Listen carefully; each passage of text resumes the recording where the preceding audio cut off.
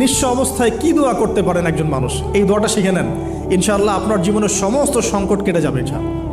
আমি নিজেও ওই দোয়াটা বেশি বেশি করার চেষ্টা করি। দোয়াটা হচ্ছে, মুসা আলাইহিস সালাম একটা গাছের নিচে হেলান দিয়ে বসলেন, বসে দেখলেন দুইজন মেয়ে দাঁড়িয়ে আছে দূরে, পানি নিতে পারছে না, লোকজন পানি নিয়ে যাচ্ছে, ওরা দাঁড়িয়ে আছে বেচারি। মুসা আলাইহিস সালাম গিয়ে বললেন, কি সমস্যা আপনাদের? এটা নিয়ে আপনারা আবার মেয়েদের সাথে কথা বলার চেষ্টা করেন না, ঠিক আছে?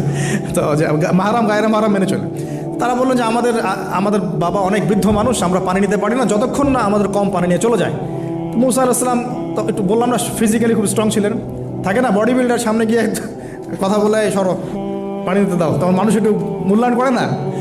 তো মুসা আলাইহিস সালাম এভাবে পানি নিয়ে দিলেন এবং বাছুরদেরকে পানি পান করালেন, করিয়ে গাছের নিচে এসে বসে আছেন। বসে বসে তিনি দোয়া করছেন, এই যে দোয়াটা তিনি দোয়া করছেন, রব্বি, একটা নেক কাজ করলেন, নেক কাজ করলেন না, মানুষের উপকার করলেন, নেক কাজ করে এসে গাছের নিচে বসে দোয়া করছেন, আল্লাহ এখানে তো আমার খাবার পানি বাসস্থান কিছুই নাই, আমি কি করব?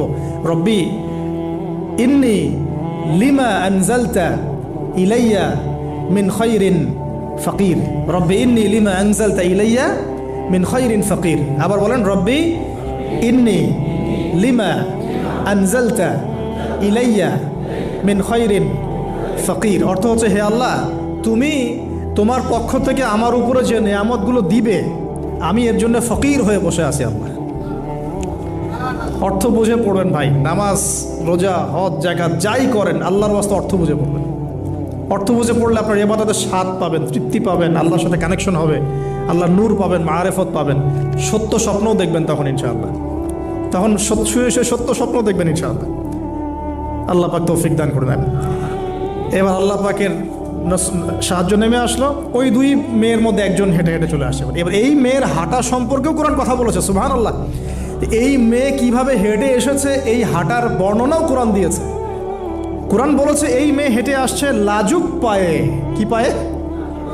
এখন আপনি এই পুরো ওয়ার্ল্ডের মেয়েদের হাঁটা দেখেন, লজ্জা আছে?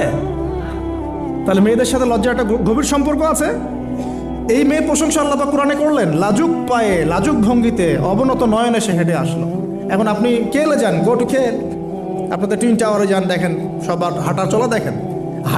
হায়া লজ্জার কোনো বালাই আছে এখানে? আমি গত লেকচারে বলেছিলাম যে আদম আলাইহিস সালাম এবং হাওয়া আলাইহিস সালাম, ইবলিস তাদের সাথে প্রথম যে আচরণ করেছে ওই ফল খাওয়ানোর পরে, সেটা কি? তাদের গা থেকে পোশাক খুলে পড়ে গেছে, মানে নগ্ন করে দিয়েছে আমাদের পিতামাতাকে, মহাবিশ্ব নগ্ন করে দিয়েছে কে? ইবলিস।